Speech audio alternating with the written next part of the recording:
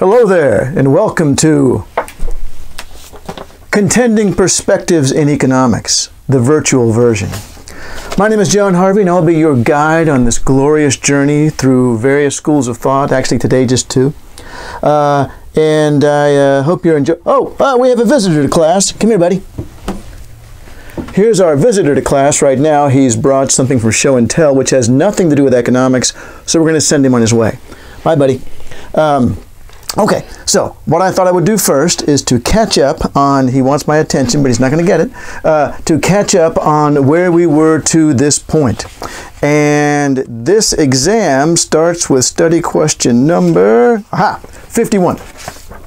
Oh, I didn't test this out yet. I was going to see if this is something that if I walked up here, yeah, that'll work. By the way, this is up in what we call the Hobbit room because the ceiling is very low, and no offense to any halflings out there.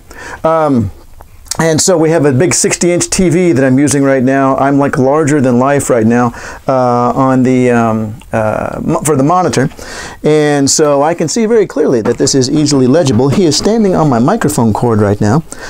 So this is where we started for this semester stuff. We've already done this, but there's the Austrian School of Thought. I would have been reviewing some when we got back to class. You know, sans coronavirus. So I figured we'd do that here to start with.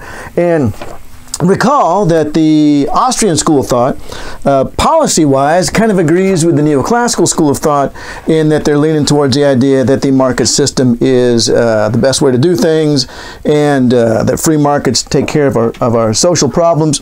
But they think that for different reasons, which is really interesting. Now, they agree with the neoclassicals on focusing on the individual, like the methodological individualism that you have in study question 51. And the praxeology is actually very unique to Austrian economics, but part of the idea is that we are using our intuition to logically derive these laws about human behavior. And of course, I already said that on the methodological individualism on the individual level. However, where they disagree is on markets as creators of knowledge. The reason why markets are so great is not like in not atypical neoclassical analysis of markets. They assume everyone has all the information, and then the only question is how do they use that information to come to various conclusions. Like, I know what all the gas prices are in town. I know how far away the gas stations are. The fascinating question in neoclassicism is, which gas stations everybody go to? That's not the way Austrianism looks at it. They're like, no, the problem is we don't have any information.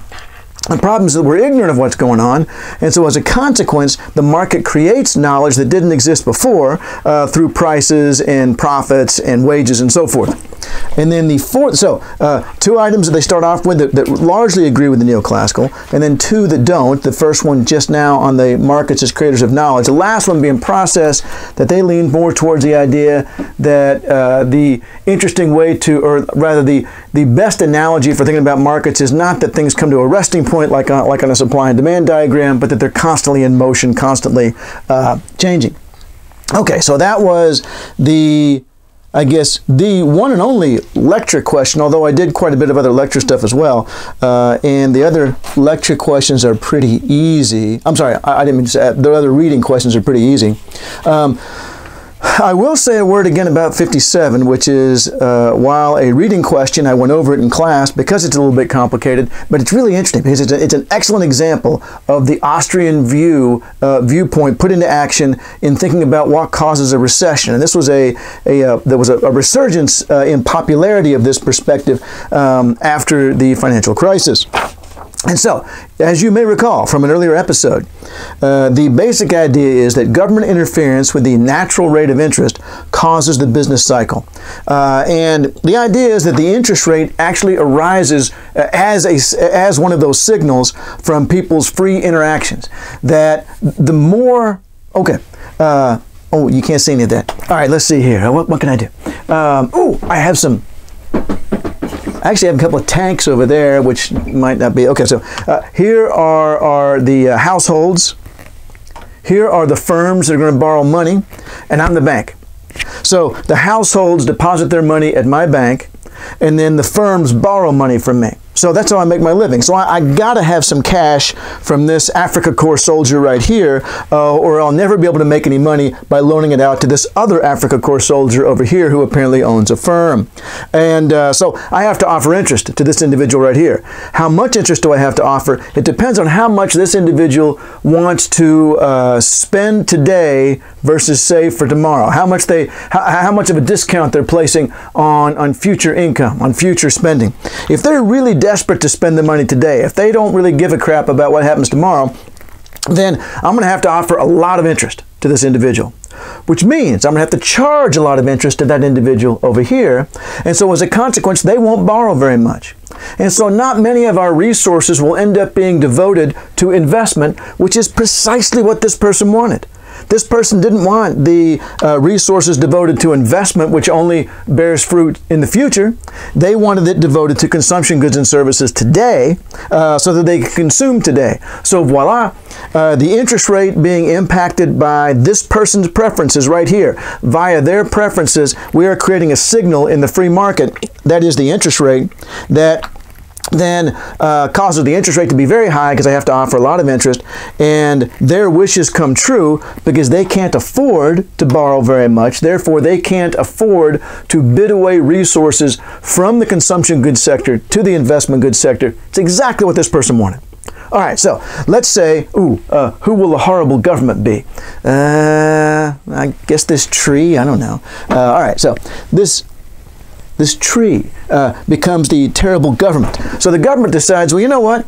I think the economy should be expanding even faster. So what we're going to do is we're going to lower interest rates and loan some money of our own out. So this person over here is all of a sudden getting more cash from the government than was available simply from these households over here, which allows this part of the economy, the investors, to bid more resources away from consumption goods. That's not what they wanted, all right? That's not what they wanted. So investment is going up, being financed by this brand new free, I shouldn't say free, but by this brand new money from the government, which has driven down the interest rate, so it is freer, but it's not free.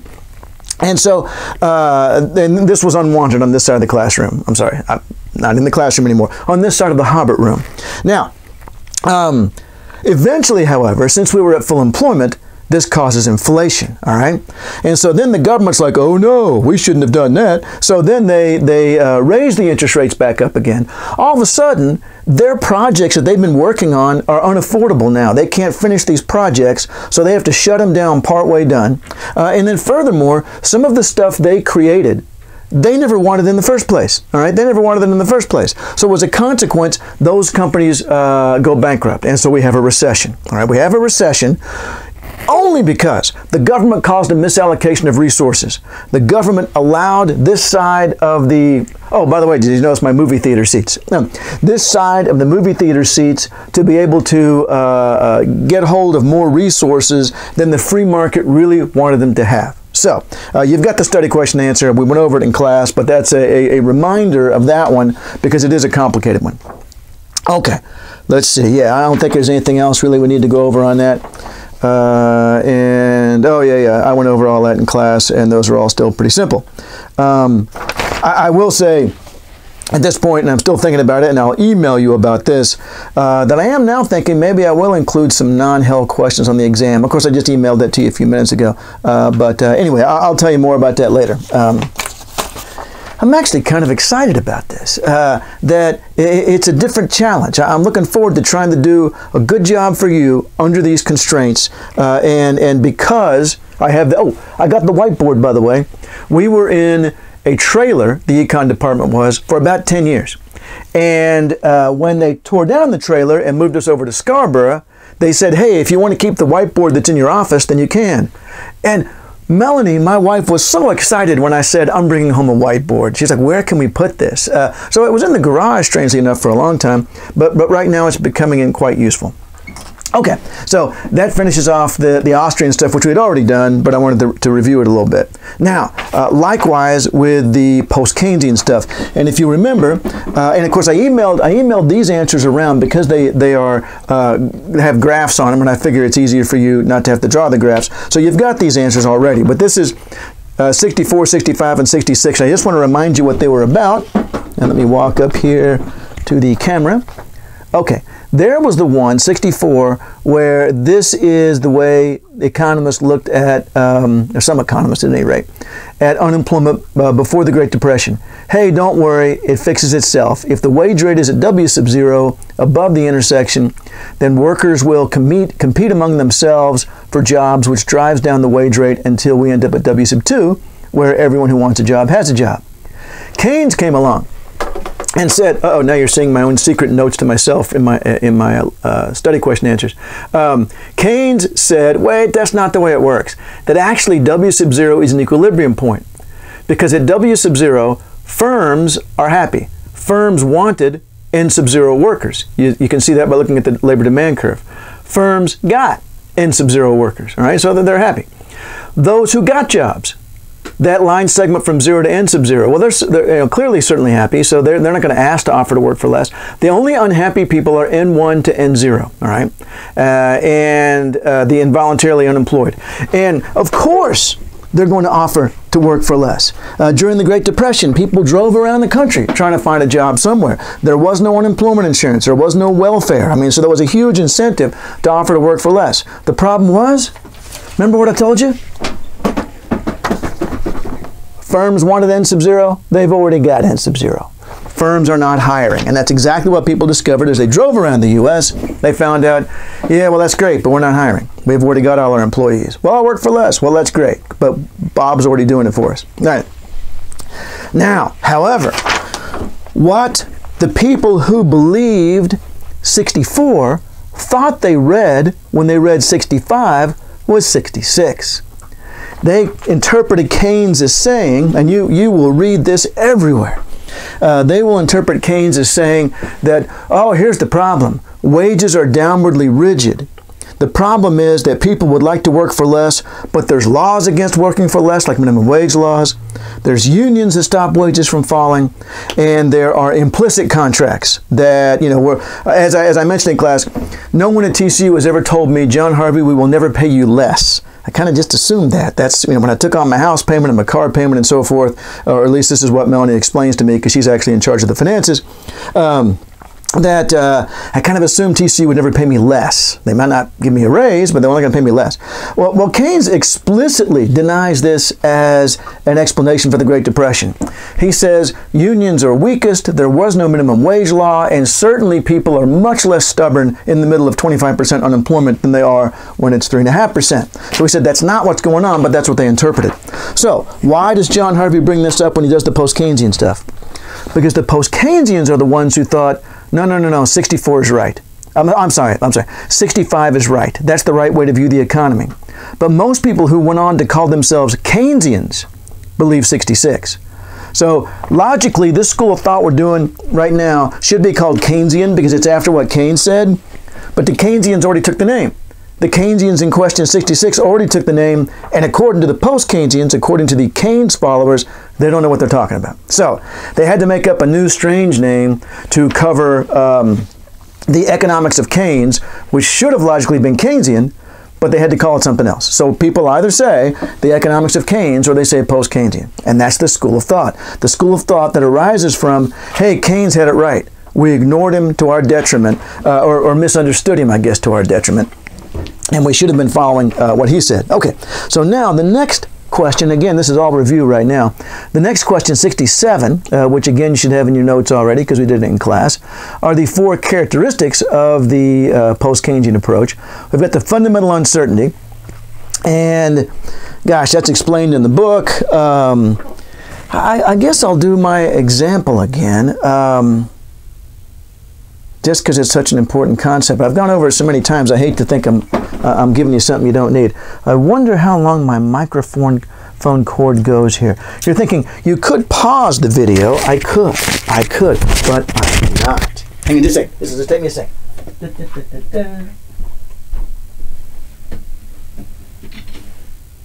Ha! I found what I was after. Okay. In class, I always had to describe this or draw it on the board. Now, I actually have some dice. Okay, so in trying to explain uncertainty, what I told you in class was, let's say, this is going to be noisy for a second. then I got to dump out these dice. Aha, I found some. Okay. Let's say that at the end of every semester, the chancellor's come up with a brilliant idea. At the end of every semester, students are allowed to go to the registrar's office, plop down $1,000, and ooh, I'll use the board for the first time. Where are we here? Right. You roll a die.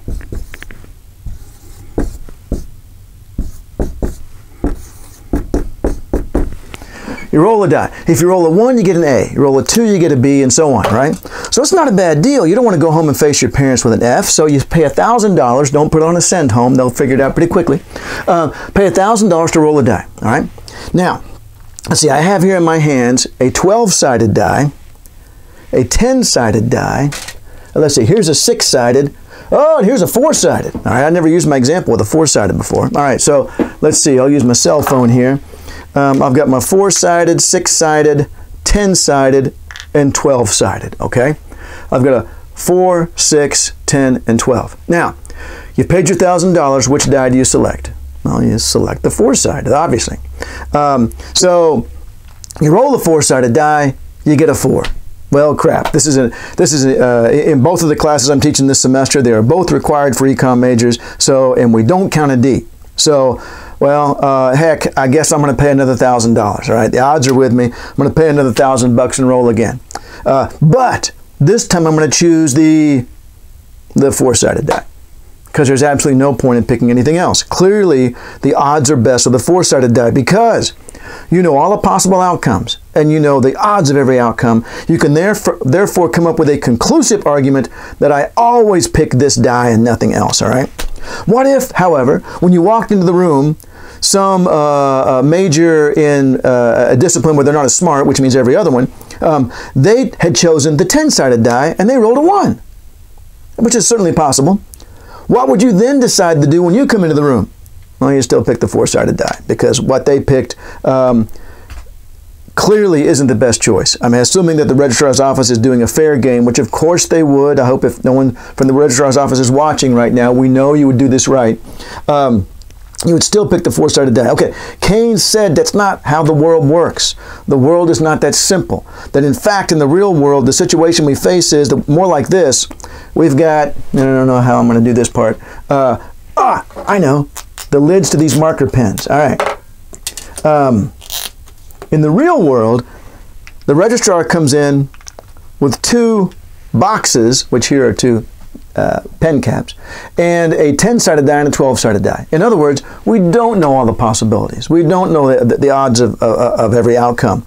So now you're thinking, well, geez, what do I do? I've paid my $1,000. Well, I know I don't pick the 12-sided die because Keynes says the information we do have, we're going to use rationally. So we're not going to use that one, right? So, but now which one? Well, honestly, a purely coldly rational person would pick none of them.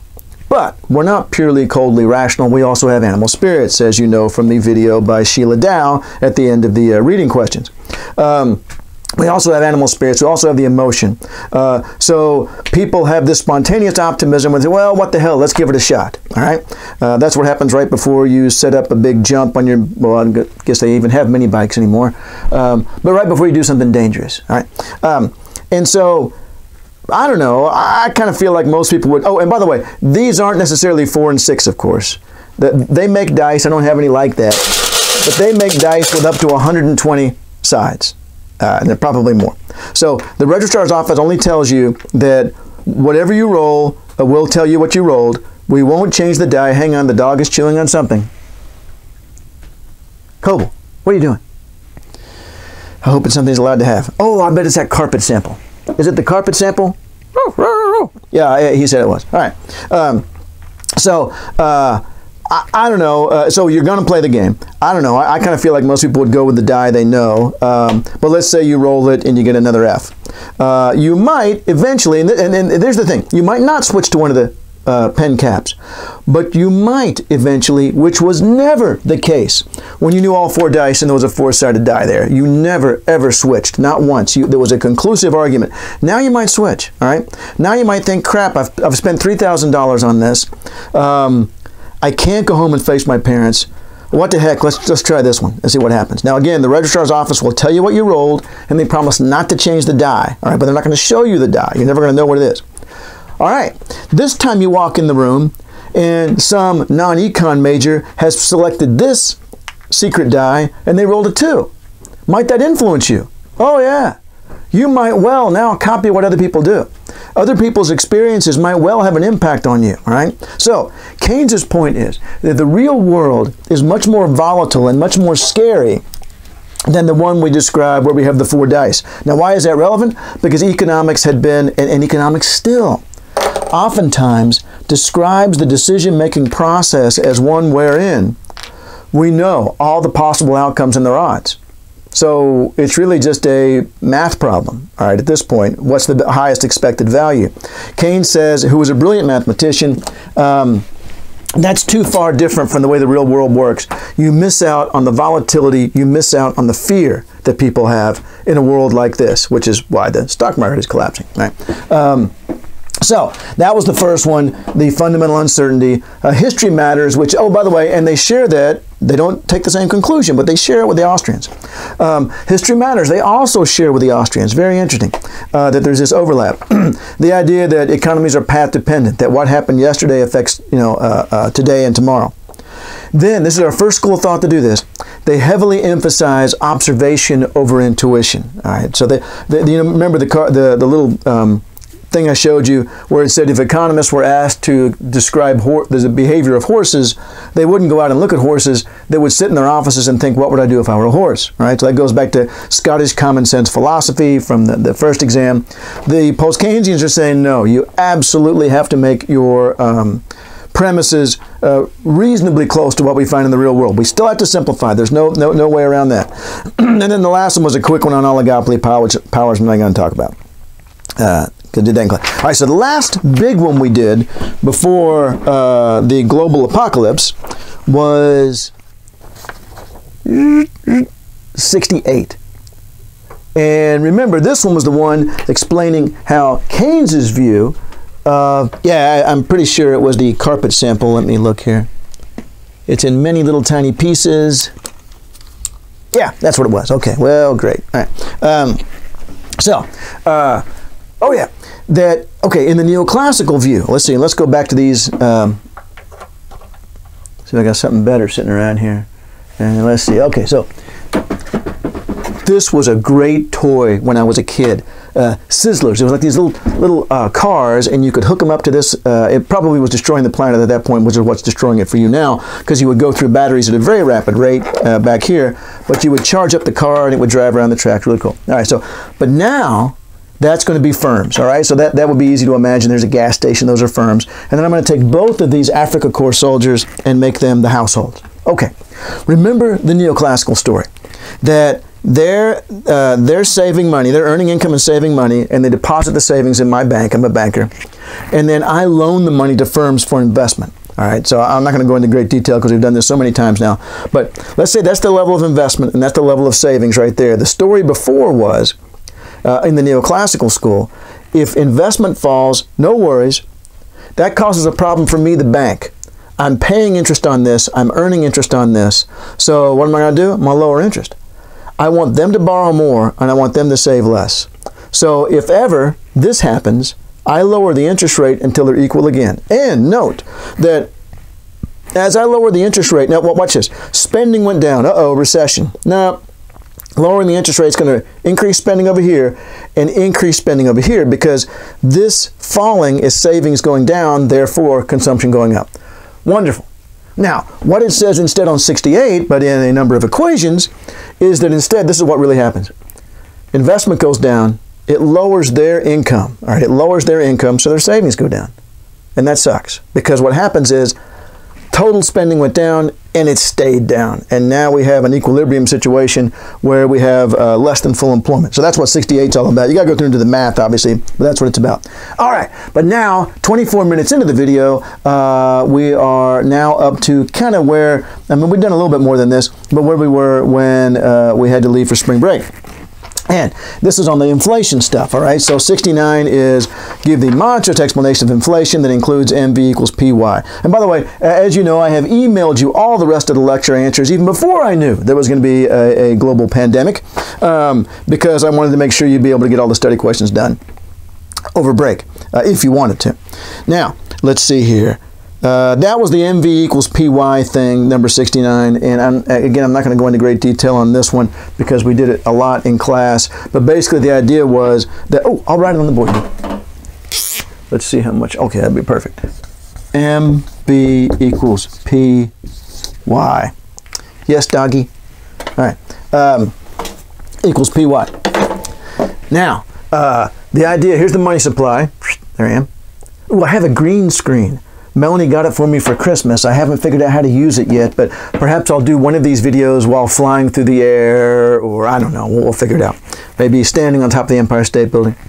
Okay, money supply, velocity of money, or the number of times each dollar bill is spent, price level, and the number of goods and services. So for example, if in a given year, let's see how well blue shows up, 40 things were made and sold, and the average price level was $2, all right, so that's going to be 80. Then a money supply of $10 is perfectly adequate to carry out all these transactions if each dollar bill get used 8 times. All right, 80 equals 80. Now, the thing you always hear about printing money causes inflation is based on a number of fallacies. The first one is this. They are assuming in that approach that velocity is constant and that we're already at full employment, therefore GDP is constant. So therefore, if the government were to raise the money supply from, say, 10 to 20, well, now we can't make any more Y. We're making as much as we can already. The only thing that can possibly happen is that as people rush out to spend this extra money, they will end up bidding the price level up to 4 times 40. So we got 160 on both sides again. So that's the basic theory, however. That is, I'm saying there's a logical fallacy there. 69 is only explaining the basic theory without critiquing it. Now, 70. We didn't do 70, I don't think, in class, all right? So let me back up here and, yeah, okay, I'm trying to decide which one to do next. All right, so I kind of jumped ahead a little bit to some of the problems with that. Let me see if this eraser works. Oh, yes. All right. Here's the next thing, and I did some of this, but again, it's been at least a week, so let's do it again. All right, so there's a number of problems with that theory. Let's do that. Let's do this not in terms of answering specific study questions, but in giving you the basic background. Okay. And first thing I already told you was problem number 1 is the assumption that those two are constant. And I showed you this on the PowerPoint in class. In reality, velocity actually changes quite a bit. As you can imagine, it increases during expansions and it falls during recessions. So it doesn't stay constant. So one could potentially, exactly as happened after the financial crisis, increase the money supply and have practically no inflation whatsoever because this dropped like a rock because nobody was spending money, right? So there's problem number 1. Problem number 2 is after the financial crisis and the economy starts to recover, this is going way up. So these are numbers that are out of line with what would be realistic, but to give you an example, you could double this. And if that doubled along with it, prices didn't change at all. So as a consequence, holding these two things constant is not just a convenience, it changes the whole outcome of the model. All right, that's the first thing I want to tell you. The second thing is related to, and I don't know that I do that when in this class. I think I may only do it macro. No, I do it. It's number 70, actually. Okay, it is number 70. All right. So sometimes I get confused about what I talked about in each class. A, because we're in the same classroom, and B, because at this point of the semester, we're actually covering very similar stuff because the macro class is entirely post-Keynesian.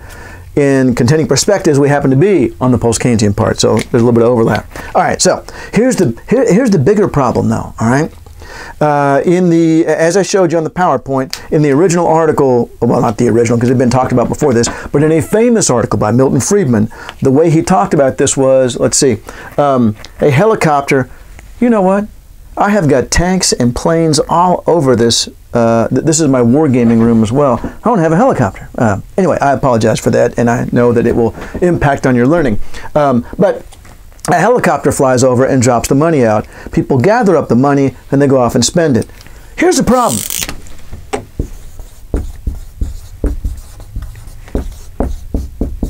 Okay, so Friedman again is saying he's describing monetary policy. He's using an analogy, which is fine. Everybody does that. That's not the problem.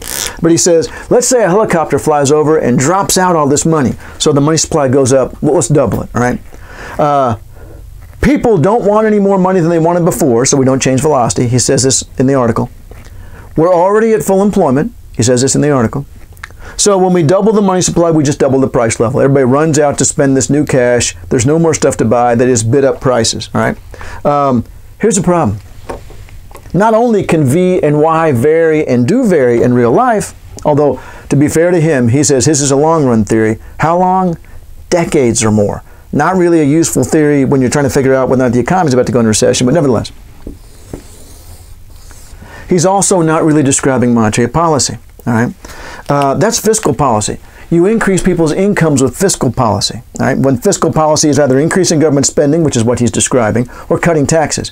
Monetary policy only replaces the form of wealth. All right, with monetary policy, the Federal Reserve, for example, might buy Treasury bills. All right, so if you sell $50 worth of Treasury bills to the Fed, are you wealthier than you were before? Well, no, I still got the same wealth, except now it's in dollars and not in Treasury bills, all right? So if he wanted to do this example properly, he would have had to have the helicopter pilot sneak into people's homes and replace their non-cash assets, their things like Treasury bills, gold, Princess Diana collectible plates, sneak in and steal those, but in exchange put the cash equivalent, all right? Well, people already wanted to save that much. And as it turned out, they wanted to save it in the form of Princess Diana collectible plates. So the most likely outcome of that would have been that they would have turned around and tried to buy back those assets that the helicopter pilot had stolen from them. But again, they increased income. They didn't increase, and they didn't undertake monetary policy in the paper. They undertook fiscal policy, which is kind of hard to imagine how he got it published, but he did. He's famous as how he got it published. It turns out that's kind of important in real life. Now, the other problem with that is, okay, so let's say that, you know, basically the idea here is that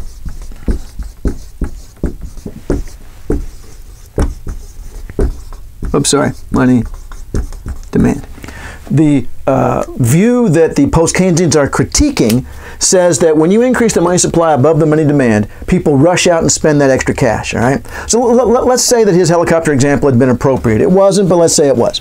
So let's say further, however, that when the helicopter dropped out this money, people had been saying to themselves, gosh, I wish I had more savings. Oh, here's the savings. Yeah, it's wonderful. It fell down from the sky. I'll take it and put it in my checking account or whatever. Then there would have been no increase in prices. Because it has to be an